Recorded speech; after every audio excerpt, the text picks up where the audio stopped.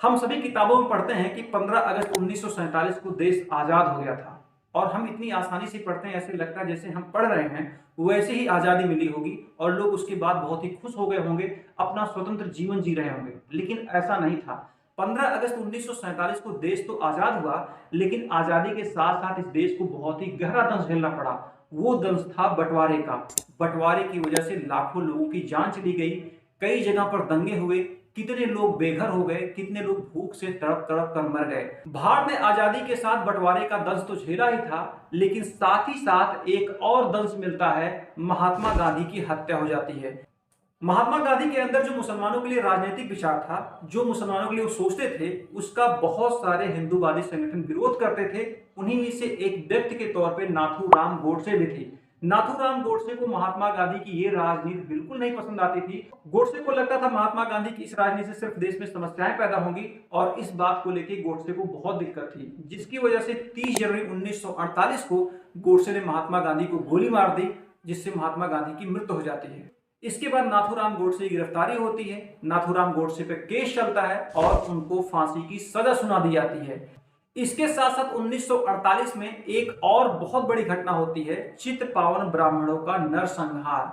चित्पावन ब्राह्मणों के नरसंहार को ना तो हमें कभी इतिहास में पढ़ाया गया है, ना किसी टेक्स्ट बुक में लिखा मिलता है, ना कभी हमें स्कूलों में या कहीं पर बताया जाता है कि महात्मा गांधी जी की हत्या होने के बाद ऐसी भी कोई घटना हुई थी। 1948 में महात्मा गांधी की हत्या के बाद ये पता चलता है कि नाथूराम गोडसे एक चित्पावन ब्राह्मण है।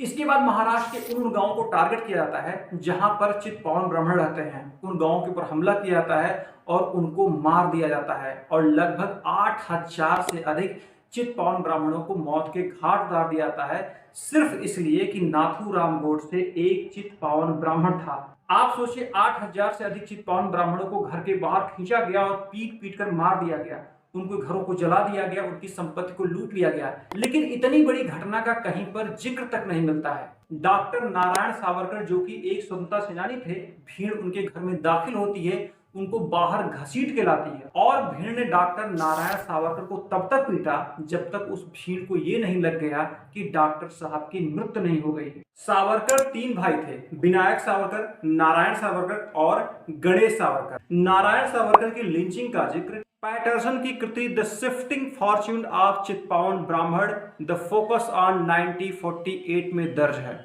इस कृति के अंदर नारायण सावरकर को लेकर जिस तरीके से लिंचिंग की जाती है, जिस तरीके से उनके घर पे धावा बोला जाता है, जिस तरीके से उनको घर के बाहर घसीटा जाता है, इसका पूरा का पूरा विवरण दिया गया। इसके अलावा सावरकर के घर पे हमले को लेके और सारे महत्वपूर्ण विवरण उपलब्ध हैं। ये जो सब कुछ हुआ था और इस घटना को जिन लोगों ने अंजाम दिया था, जिन लोगों ने इतनी बड़ी मॉब लिंचिंग की थी, वो खुद को गांधीवादी बता रहे थे। महात्मा गांधी की जो विचारधारा थी वो अहिंसावादी थी। महात्मा गांधी कभी हिंसा के पक्ष में नहीं रहे, लेकिन उन्हीं के अनुयायी जो कहते हैं कि हम गांधीवादी विचारधारा के हैं, हम अहिंसावादी विचारधारा के हैं, वही महात्मा गांधी के नाम पर इतनी बड़ी हिंसा फैलाते हैं। जाहिर सी बात है, अगर महात्मा गांधी जिंदा होते और ये जानते कि उनके नाम पर इतनी बड़ी हिंसा हो रही है, तो इसके कभी भी वो पक्षधर नहीं होते। लेकिन सबसे बड़ा सवाल खड़ा होता है इतिहास के ऊपर कि हमको ये पता चलता है कि बंगाल का विभाजन हुआ, हमको ये पता चल जाता है कि महात्मा गांधी की नाथूराम गोडसे ने मारकर हत्या कर दी, लेकिन हमको इतिहास में एक चीज नहीं पता चल पाती है कि नाथूराम गोडसे एक चित्पावन ब्राह्मण था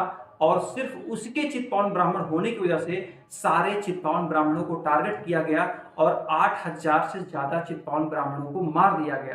किसी धर्म में अगर कोई व्यक्ति गलत है, किसी जात में कोई व्यक्ति गलत है, किसी समुदाय में कोई व्यक्ति गलत है, तो क्या किसी एक व्यक्ति गलत होने से पूरा का पूरा धर्म गलत होता है, पूरी की पूरी जाति गलत होती है, पूरा का पूरा समुदाय गलत होता है? लेकिन यहाँ पर सिर्फ एक व्यक्ति के जात के आधार पर 8000 निर्दोष लोगों को मार दिया गया। अगर इस घटना का निष्कर्ष निकालें तो ये पता चलता है कुछ नेताओं की वजह से, कुछ उन्मादी लोगों की वजह से, कुछ असामाजिक तत्वों की वजह से पूरे के पूरे समाज को नुकसान उठाना पड़ता है और पूरे के पूरे समाज के ऊपर और साथ में अच्छे लोगों के ऊपर भी उंगलियां उठनी शुरू हो जाती हैं। तो आज के इस वीडियो ब्लॉग में बस इतना ही। ये वीडियो आपको कैसा लगा इसके बारे में जरूर बताएं। वीडियो को लाइक करें, चैनल को सब्सक्राइब करें। धन्यवाद।